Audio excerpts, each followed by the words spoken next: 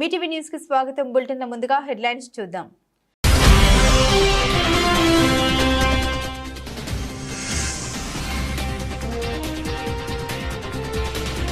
ఇక చాలు ఆపండి, రష్యా అధ్యక్షుడు పుతిన్ కు డొనాల్డ్ ట్రంప్ వార్నింగ్।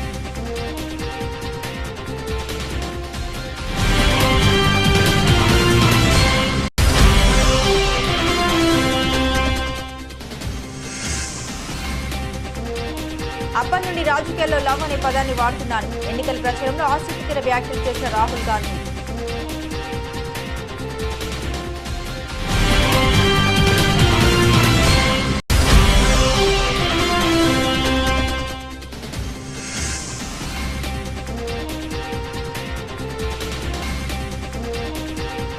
గుడిలో ప్రదక్షిణ చేస్తూ గుండెపోటుతో యువకుడు మృతి, వీడియో వైరల్।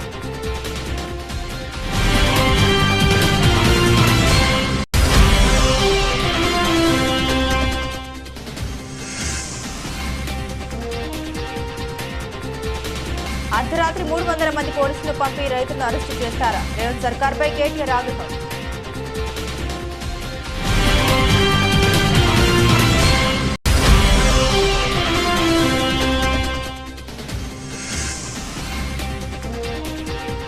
ఉపాధ్యాయుల గౌరవాన్ని కాపాడే బాధ్యత ఎన్టీఏ కూటమి తీసుకుంది। సమావేశంలో పాల్గొని ప్రసంగించిన ఏపీ సీఎం నారా చంద్రబాబు నాయుడు।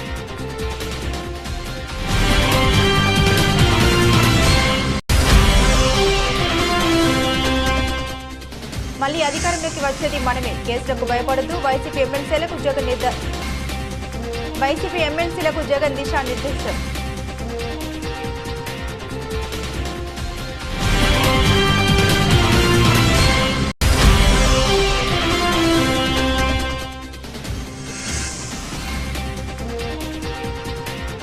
పాకిస్తాన్ కు బిగ్ షాక్ ఇచ్చేందుకు సిద్ధమైన ఐసీసీ, పాక్ నిర్ణయంపై సర్వత్రా ఆసక్తి।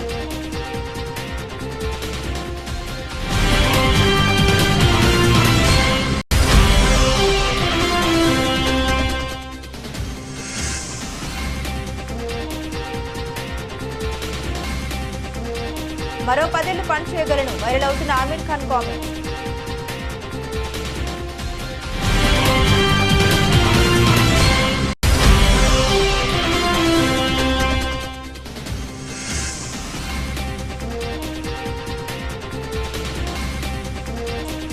ఒడిదుడుకుల్లో స్టాక్ మార్కెట్ సూచీలు మిశ్రమ సంకేతాలతో ఉత్కంఠ।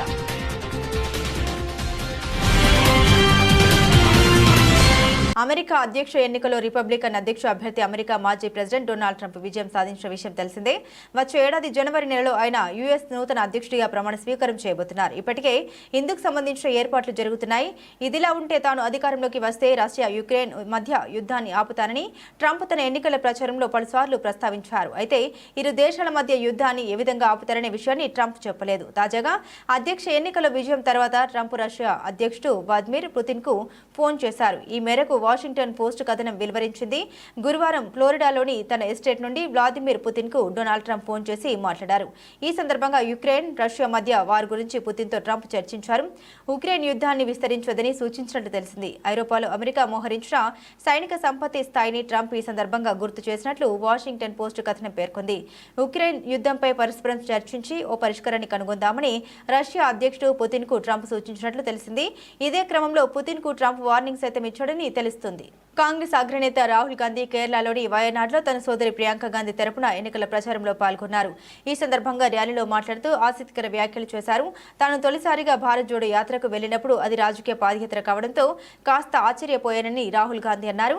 ఆ పాదయాత్ర ఉద్దేశం రాజకీయమని, కానీ ఆ పాదయాత్రలో తాను ప్రజల్ని అలాగే ప్రజలు తనను ఆలింగనం చేసుకున్నారని తెలిపారు। తాను ఐ లవ్ యూ అని చెబితే ప్రజలు కూడా తనకు ఐ లవ్ యూ అని చెప్పేవారని గుర్తు చేసుకున్నారు। ఇవాళ విమానంలో ఉన్నప్పుడు తాను ఒక విషయాన్ని గుర్తు చేసుకున్నానని, చాలా ఏళ్లుగా రాజకీయాల్లో తాను ప్రేమ అనే పదాన్ని ఉపయోగించలేదని రాహుల్ గాంధీ అన్నారు। తాను వయనాడ్కి వచ్చిన తర్వాత రాజకీయాల్లో ప్రేమ అనే పదాన్ని ఉపయోగించడం ప్రారంభించామని తెలిపారు। వయనాడ్ ప్రజలు తనపై ఎంతో ప్రేమ ఆప్యాయత చూపడం వల్లే తన రాజకీయాలన్నీ మారిపోయాయని తాను గ్రహించారని తెలిపారు। ఈ నియోజకవర్గంలో ప్రజలు తనకు ప్రేమ ప్రాధాన్యాన్ని నేర్పించారని, అందుకే ఐ లవ్ వయనాడ్ అనే కోడ్తో చొక్కా ధరించారని తెలిపారు।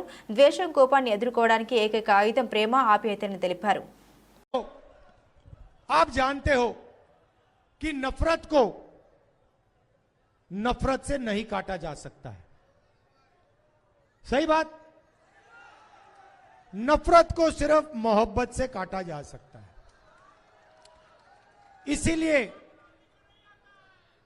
हम नफरत को मोहब्बत से हराकर दिखाएंगे।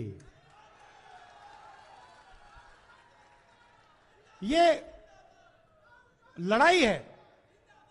एक तरफ नफरत से भरे हुए लोग हैं, डरे हुए लोग हैं, आरएसएस के लोग, बीजेपी के लोग, इनके आपने चेहरे देखे होंगे, मुस्कुराते नहीं है ये लोग। कांग्रेस का नेता होता है, मुस्कुराता है, कैसे हो भाई, कैसे हो, ठीक हो, क्या हो रहा है। बीजेपी के नेता ऐसे देखते हैं। अंदर अंदर अंदर नफरत है, अंदर डर है। तो इनके अंदर जो नफरत है, इनके अंदर जो डर है, इसी को हम मिटाने जा रहे हैं। ये लड़ाई है। और ये जो है ना, इसको बचा के रखना है। ये आप सबकी जिम्मेदारी है, हमारी जिम्मेदारी है, देश के युवाओं की जिम्मेदारी है। इसको आप भूलिए मत। अगर इस पर कोई आक्रमण करे, हिंदुस्तान की एकता पर, भाईचारे पर, तो फिर आप डट के उसके सामने खड़े हो जाइए। हम आपके साथ हैं, हम भी खड़े हैं। एक साथ मिलकर संविधान को बचाना है और इसकी रक्षा करनी है। గుడిలో ప్రదక్షిణ చేస్తూ అక్కడే ప్రాణాలు వదిలాడు ఓ యువకుడు. హైదరాబాద్లోని కేపీహెచ్పీ పోలీస్ స్టేషన్ పరిధిలో పీజీ హాస్టల్లో ఉంటూ ప్రైవేటు ఉద్యోగం చేసుకుంటున్నాడు. కానంపల్లి విష్ణువర్ధన్ అనే యువకుడు విష్ణువర్ధన్ సోమవారం టెంపుల్ బస్టాప్ సమీపంలో ఉన్న ఆంజనేయ స్వామి దేవాలయానికి వెళ్లాడు. ప్రదక్షిణ చేస్తుండగా ఒక్కసారిగా కుప్పకూలిపోయాడు. గమనించిన తోటి భక్తులు సిపిఆర్ చేసి ఆసుపత్రికి తరలించే ప్రయత్నం చేశారు. అయితే అప్పటికే గుడిలోని అతడు మృతి చెందినట్లు పోలీసులు తెలిపారు. విష్ణువర్ధన్ గుడిలో ప్రదక్షిణ చేస్తూనే కుప్పకూలిపోయిన ఘటనకు సంబంధించిన దృశ్యాలు అక్కడి కెమెరాకు చిక్కాయి. విష్ణువర్ధన్ మృతిపై కేసు నమోదు చేసుకున్న పోలీసులు దర్యాప్తు చేపట్టారు. విష్ణువర్ధన్ మృతి గురించి అతడి సోదరుడికి సమాచారం అందింది.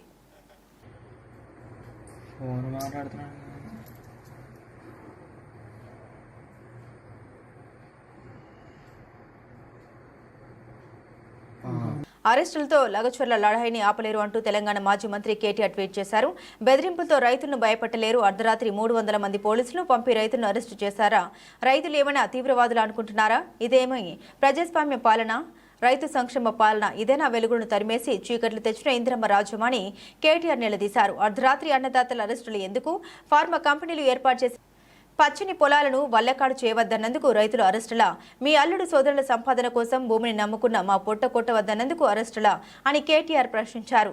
రైతుల అరెస్టుల్ని ఖండిస్తున్నాం, పోలీసుల చర్యల్ని వ్యతిరేకిస్తున్నాం. లగచర్ల గ్రామస్తుల పోరాటానికి బీఆర్ఎస్ అండగా ఉంటుందని హామీ ఇస్తున్నా అని కేటీఆర్ తెలిపారు. కాగా వికారాబాద్ జిల్లా దుద్యాల మండలం లగచర్ల గ్రామంలో సోమవారం ప్రజా అభిప్రాయ సేకరణకు వచ్చిన అధికారులపై దాడి జరిగిన విషయం తెలిసిందే. ఈ ఘటనకు సంబంధించి గత అర్ధరాత్రి కొందరిని పోలీసులు అరెస్టు చేశారు.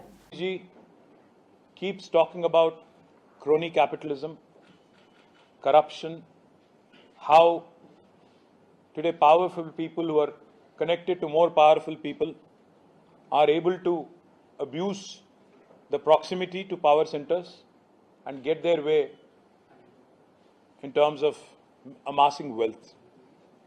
Today I'm here to show you proofs of one such instance. This is one such instance.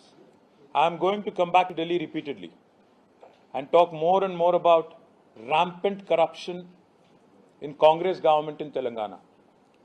The one instance I'm going to point out, about a month ago, I have written an elaborate letter to Sri Manohar Lal Khattarji, who is the urban development minister under whose department Amrut scheme currently functions.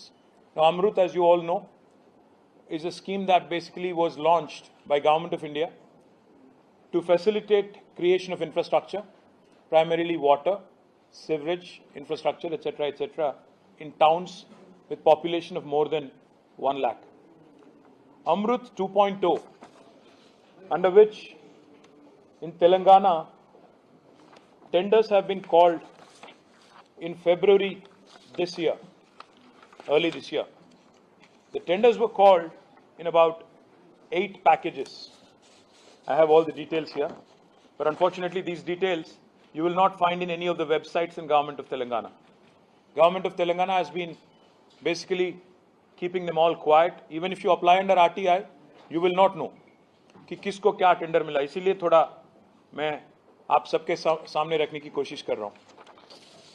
एक package बुलाया गया था 1758 करोड़ का, दूसरा 1881 करोड़ का, तीसरा 1135, another one for 1270 and so on. Altogether 6 packages totaling 8,888 crore work have been called for in February this year. Now, why am I speaking in November if tenders were called in February? In fact, in Hyderabad, in the state of Telangana, we've been making this point very strongly. I have to point out to one company specifically. This is a company called Shodha Constructions. उसका directors का report भी मैं आपको दे दिया हूं, copy एक देख लीजिएगा. ऑडिटेड रिपोर्ट है. 21-22 में इस कंपनी की नेट प्रॉफिट थी 2.2 crore. It's a very small company which has no qualification, no capital of sorts even to execute any kind of work. In 2021, this company's net profit was 3.5 crores. In 21-22, the net profit was 2.2 crore. I am sharing the document of the company from the audited report from the director's report. Now, this company belongs to the brother-in-law of Chief Minister Revant Reddy. Now, this brother-in-law's name is Srujan Reddy. And this company, Shodha Constructions, is an unknown entity as far as Telangana is concerned, as far as Andhra is concerned. With a net profit, let me remind you again, of only 2.2 crore. Now, magically, as soon as Revant Reddy becomes Chief Minister, this company magically starts getting a lot of attention, and the crony capitalism that Rahul ji keeps talking about. This is a classic example of that. I have written an elaborate letter to Sri Manohar Lal Khattar ji, which I have shared with all of you. In this, I would like to point out, this company, an unknown entity, which no qualifications, most importantly, with no qualifications whatsoever, to actually be able to execute large quantum of work to the extent of 1,137 crore, has been awarded a package which is humongous for the company of this size, and most importantly, this has only come to the fore. ये बाहर निकला ये बात, government ने नहीं बताया, किसी media ने इसके बारे में नहीं बताया, बाहर किसी ने नहीं बताया. अल्टीमेटली ये बात बाहर आई 13 मार्च 2024, जबकि इंडियन ह्यूम पाइप कंपनी ने एक चिट्ठी लिखी नेशनल स्टॉक एक्सचेंज को और बॉम्बे स्टॉक एक्सचेंज को, क्योंकि IHP is a listed company, it's a large company. IHP ने एक चिट्ठी लिखी कि हमने तेलंगाना की गवर्नमेंट ने जो टेंडर बुलाई, इसमें एक जॉइंट वेंचर हमने बनाई AMR के साथ, शोधा कंस्ट्रक्शन के साथ, और हमें एक इसमें काम मिला 1137 crore. But here is the interesting part. JV बनाना गलत नहीं है, काम लेना गलत बात नहीं है. Here is the interesting part. Now in this very later IHP says the value of the work awarded is rupees 1137 crore excluding GST, and the share of the works executed by IHP is 20% only. मैं फिर से कहना चाहता हूं, 1137 करोड़ की काम मिलती है कंपनी को, छोटी कंपनी को, जिसका नेट प्रॉफिट लास्ट ईयर था 2 करोड़. उसको एग्जीक्यूट करने का मौका दिया जाता है, जॉइंट वेंचर बनाया जाता है. सब चीफ मिनिस्टर का खुद का डिपार्टमेंट है. पैसा गवर्नमेंट ऑफ इंडिया का है, डिपार्टमेंट चीफ मिनिस्टर का है, और ब्रदर इन लॉ है चीफ मिनिस्टर का. ఉపాధ్యాయుల గౌరవాన్ని కాపాడే బాధ్యత ఎన్డీఏ కూటమి తీసుకుందని ఏపీ సీఎం చంద్రబాబు నాయుడు అన్నారు. వినూత్న ఆలోచనలు చేసేవారు తక్కువ సమయంలో ఉన్నత శిఖరాలను చేరుకుంటారన్నారు. ప్రస్తుత పరిస్థితుల్లో ఉపాధ్యాయులు విలువలతో కూడిన విద్యను విద్యార్థులకు అందించాలని సీఎం సూచించారు. బందర్ రోడ్లో ఏ కన్వెన్షన్లో జాతీయ విద్యా దినోత్సవం సందర్భంగా రాష్ట్ర ఉత్తమ అధ్యాపక సత్కార సభ జరిగింది. ఈ కార్యక్రమానికి సీఎం చంద్రబాబు నాయుడు అతిథిగా వేచేశారు. ఈ సందర్భంగా ఆయన మాట్లాడుతూ ఉపాధ్యాయుల గౌరవాన్ని కాపాడే బాధ్యత ఎన్డీఏ కూటమి తీసుకుందన్నారు. రాష్ట్రాన్ని నాలెడ్జ్ హబ్ గా తయారు చేయవలసిన ఉపాధ్యాయులపై ఉందన్నారు. అన్ని దేశాలకు నైపుణ్యం గల మానవ వనరుల్ని అందించే స్థాయికి ఏపీ ఎదగాలన్నారు. గత 5 ఏళ్ల పరిపాలనలో ఉపాధ్యాయులు అనేక సమస్యల్ని ఎదుర్కొన్నారన్నారు. విద్యార్థి చదువు ముగించేలోపు కోసం కాకుండా ఇతరులకు ఉపాధి అవకాశాలు ఇచ్చే స్థాయికి ఎదగాలని సీఎం ఆకాంక్షించారు. ఉపాధ్యాయుల బోధన వైపే దృష్టి సారించాలని కోరారు. మాతృభాష తెలుగు, ఇంగ్లీష్ 2 భాషలను బ్యాలెన్స్ చేసుకుని ముందుకు సాగాలన్నారు సీఎం చంద్రబాబు. రాష్ట్ర వ్యాప్తంగా 168 మంది ఉత్తమ ఉపాధ్యాయుల్ని సీఎం సత్కరించారు. ఈ కార్యక్రమంలో రాష్ట్ర విద్యాశాఖ మంత్రి నారా లోకేష్, విద్యాశాఖ ఉన్నతాధికారులు పాల్గొన్నారు. ఉపాధ్యాయులు అదే మాదిరిగా అవార్డు గ్రహీతలు అందరికి కూడా పేరు పేరున మనస్ఫూర్తిగా నమస్కారాలు, అభినందనలు, శుభాభినందనలు. ఈరోజు ఒక మంచి కార్యక్రమానికి మనం అందరం ఇక్కడ సమావేశమయ్యాం. ఇప్పుడే అందరి ఉపన్యాసాలు కూడా విన్నాను, వారి ఆలోచనలు కూడా చూశాను. ఒక తెలుగు పండిట్ దగ్గర నుంచి బయోటెక్నాలజీ ప్రొఫెసర్ వరకు, అదే మరి రాజకీయ నాయకులు కానీ మీ అడ్మినిస్ట్రేషన్ కంట్రోల్ చేసే సెక్రటరీ వ్యూస్ కూడా విన్నాను. అయితే ఈరోజు మీ అందరినీ మనస్ఫూర్తిగా అభినందిస్తున్నాం. దగ్గర 166 మంది ఉత్తమ ఉపాధ్యాయులుగా ఎంపికైన మిమ్మల్ని అందరినీ పేరు పేరున మరొక్కసారి అభినందనలు, ధన్యవాదాలు, కృతజ్ఞతలు. వారందరికీ శిరస్సు వంచి పాదాభివందనం చేస్తున్నా. ఎందుకంటే మీ స్ఫూర్తికి ఎప్పుడు కూడా తల్లిదండ్రులు పిల్లల్ని చదువుతారు, నేర్చుకునే వయసు అంతా మీతోనే ఉంటారు. వాళ్ళు ఇంట్లో ఉండేది నిద్రపోయే సమయంలో, స్కూల్లో ఉండేది నేర్చుకునే సమయంలో. అలాంటి వారి యొక్క భవిష్యత్తుని తీర్చిదిద్దే ఒక గొప్ప బాధ్యత మీది. ఎప్పుడు కూడా జీవితంలో తల్లి తండ్రిని గుర్తుపెట్టుకుంటాం, కానీ గురువుని ఎప్పుడూ మర్చిపోలేం. నాకు చిన్నప్పుడు చదువు చెప్పిన గురువుల్ని ఇప్పుడు కూడా గుర్తుంటుంది, ఎప్పటికీ గుర్తుంటుంది. అది ఉపాధ్యాయులకు ఉండే ఒక ప్రత్యేక గుర్తింపు. ఈరోజు కూడా ఒక మంచి గుర్తింపున్న దినం. ఆ రోజు మీరు చూస్తే మౌలానా అబుల్ కలాం గారు,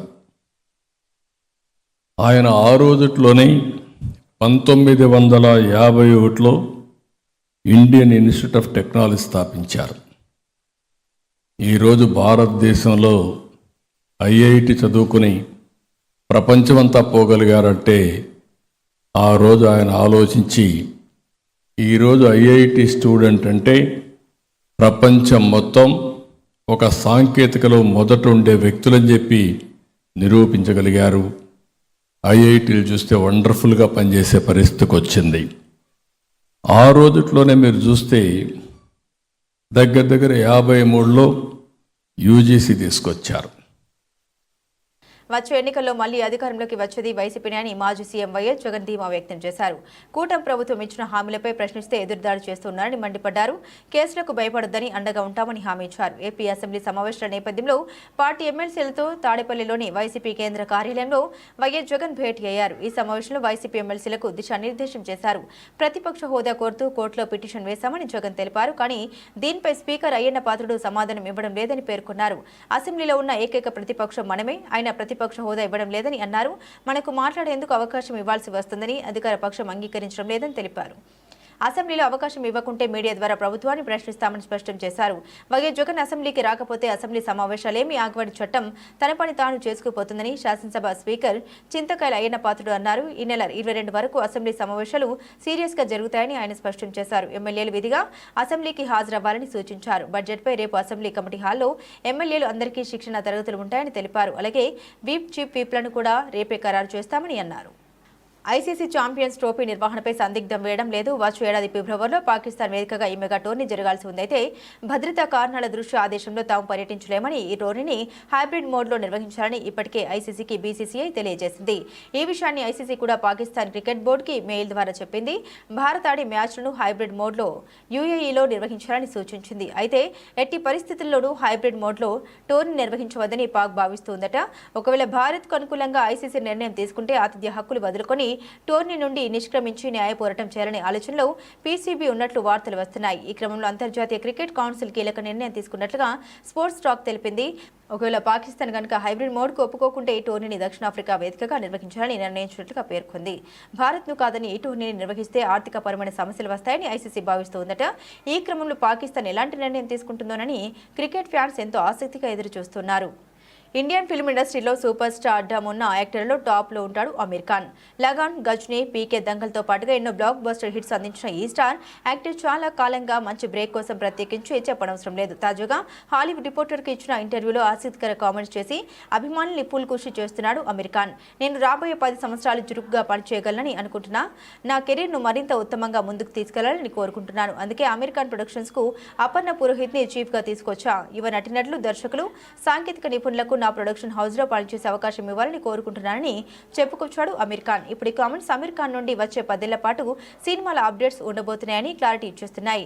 పఠాన్ ఎండింగ్లో వచ్చే ట్రైన్ ట్రాక్ సీన్ గురించి మాట్లాడుతూ ఈ సీన్ను చూసా. ఈ సన్నివేశంలో కొత్త యాక్టర్లైతే మీరు బాధపడొచ్చు, కానీ షారూక్ ఖాన్, సల్మాన్ ఖాన్ల వల్ల మీరు అప్సెట్ అయ్యే ఛాన్స్ లేకుండా పోయిందన్నాడు అమీర్ ఖాన్. దేశీయ స్టాక్ మార్కెట్ గత 2 రోజులుగా ఒడిదుడుకుల్లో కొనసాగుతున్నాయి. అంతర్జాతీయ మార్కెట్ల నుండి వచ్చిన మిశ్రమ సంకేతాలు ఈ వారంలో వెలువడబోయే ద్రవ్యోల్బణ గణాంకాలపై ముదుపల అంచనాలు దృష్టిలో ఉంచుకొని మార్కెట్లు కొనసాగుతున్నాయి. మంగళవారం ఉదయం 250 పాయింట్ల వరకు లాభాలు సెన్సెక్స్ నమోదు చేసింది. అయితే కాసేపటికే కొన్ని ఆరంభ లాభాల్ని కోల్పోవడం గమనార్హం. ఉదయం 9:30 ప్రాంతంలో సెన్సెక్స్ 79,591 వద్ద 77 పాయింట్లు పెరిగి కొనసాగుతుంది. నిఫ్టీ 37 పాయింట్ల లాభంతో 24,179 వద్ద ట్రేడ్ అవుతుంది. డాలర్తో రూపాయి మారకం విలువ 1 పైసా పెరిగి 84.39 వద్ద ట్రేడ్ అవుతుంది. బులెటిన్ ముగించే ముందు హెడ్లైన్స్ మరోసారి.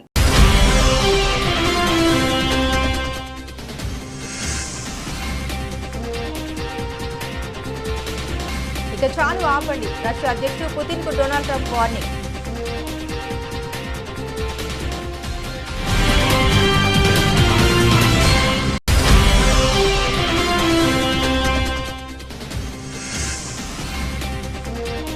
అప్పటి నుండి రాజకీయాల్లో లవ్ అనే పదాన్ని వాడుతున్నాను. ఎన్నికల ప్రచారంలో ఆసక్తికర వ్యాఖ్యలు చేసిన రాహుల్ గాంధీ.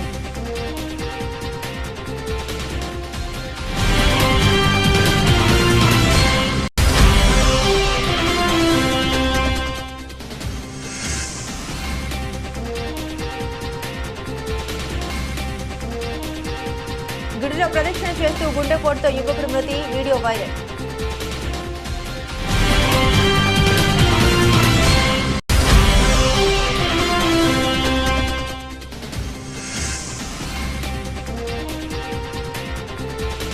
అర్ధరాత్రి 300 మంది పోలీసులు పంపి రైతులను అరెస్టు చేస్తారా? రేవంత్ సర్కార్పై కేటీఆర్ ఆగ్రహం.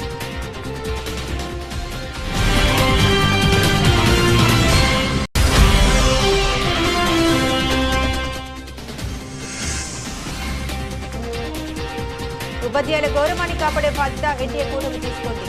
సమావేశంలో పాల్గొని ప్రసంగించిన ఏపీ సీఎం నారా చంద్రబాబు నాయుడు.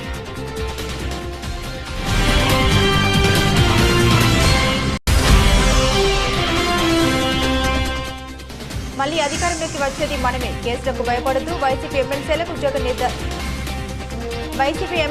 జగన్ దిశానిర్దేశం.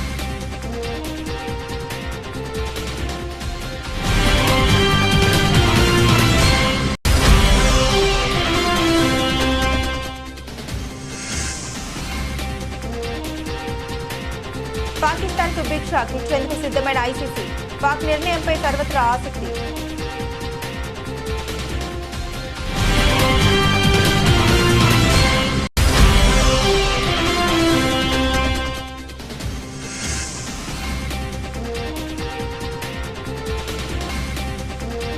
మరో 10 ఏళ్లు పనిచేయగలను, వైరల్ అవుతున్న ఆమీర్ ఖాన్ కామెంట్.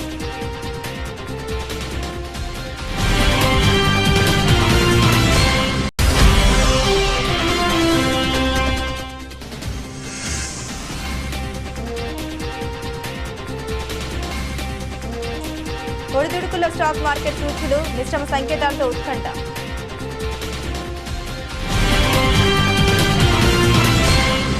ఇవి బులెటిన్లోని విశేషాలు. తిరిగి మరో బులెటిన్తో మళ్ళీ కలుసుకుందాం. అంతవరకు సెలవు. నమస్కారం.